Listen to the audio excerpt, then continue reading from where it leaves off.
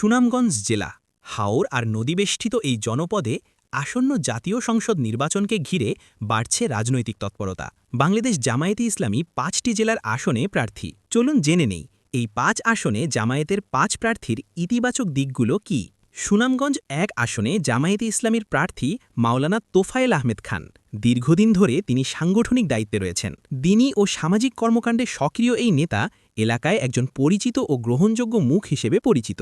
স্থানীয়দের মতে মানুষের সঙ্গে সরাসরি যোগাযোগ এবং দুঃসময়ে পাশে থাকার মানসিকতাই তার বড় শক্তি। সুনামগঞ্জ ২ আসনে জামায়াতের প্রার্থী অ্যাডভোকেট মোহাম্মদ শিশির মনির। পেশায় আইনজীবী হওয়ায় আইন ও ন্যায় বিচার বিষয়ে তার স্পষ্ট ধারণা রয়েছে।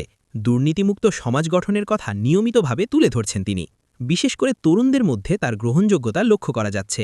সুনামগঞ্জ ৩ আসনে জামায়াত মনোনীত করেছেন অ্যাডভোকেট ইয়াসিন খানকে। তিনি দীর্ঘদিন ধরে আইনি ও সামাজিক আন্দোলনের সঙ্গে যুক্ত। শান্ত ও ভারসাম্যপূর্ণ নেতৃত্বের জন্য পরিচিত এই প্রার্থী এলাকার সমস্যাগুলো কাছ থেকে দেখেছেন। স্থানীয়রা আশা করছেন সংসদে গেলে তিনি তাদের কথা জোরালোভাবে তুলে ধরবেন। সুনামগঞ্জ ৪ আসনে জামায়াতের প্রার্থী অ্যাডভোকেট মোহাম্মদ শামসুদ্দিন। আইন পেশার পাশাপাশি সমাজসেবায় তার সক্রিয়তা রয়েছে। সাধারণ মানুষের অধিকার আদায়ে তার ভূমিকার কথা স্থানীয়রা উল্লেখ করছেন। তার বক্তব্যে স্পষ্টতা ও যুক্তির ব্যবহার ভোটারদের দৃষ্টি আকর্ষণ করছে। আর সুনামগঞ্জ ৫ আসনে জামায়াতে ইসলামের প্রার্থী মাওলানা আব্দুস সালাম আল মাদানী। দীর্ঘদিন শিক্ষকতা পেশার সঙ্গে যুক্ত থেকে তিনি শিক্ষা ও নৈতিকতা নিয়ে কাজ করেছেন। অভিজ্ঞ ও পরিপক্ক এই প্রার্থী নৈতিক সমাজ গঠনের কথা গুরুত্বের সঙ্গে তুলে ধরছেন।